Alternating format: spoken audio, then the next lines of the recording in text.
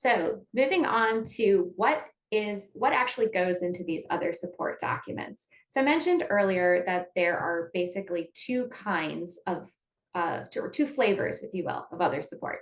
The project proposal, this is your traditional kind of grant support, and in kind, which is perhaps non-monetary, but may have a real value. So to discuss the project and proposal elements first, this includes all of your active and pending awards. So you need to include anything that has been submitted, but for which there is no firm ruling on. It's not funded or not funded.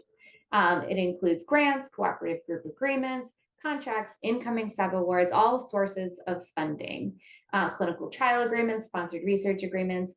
And lastly, I noted internal awards awarded through a competitive review process. So generally speaking, you would not include funding that is derived from the investigator's home institution, but an exception is these internal awards that are awarded through a competitive process.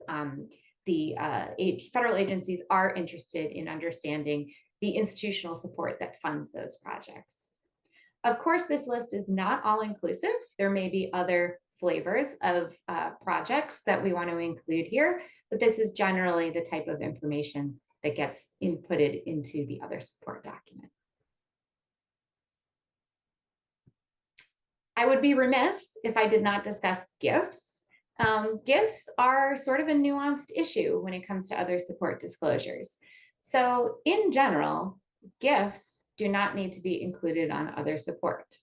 However, the NIH at least has a very specific definition on what is a gift.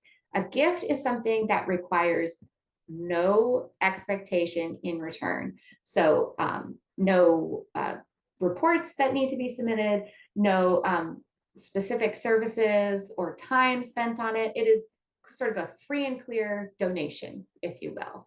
Now, many of us have gifts at our institution that we call gifts, but do not meet this very, very free definition. There may be some restrictions or some sort of, restriction on how the funds may be used or how we need to report back progress.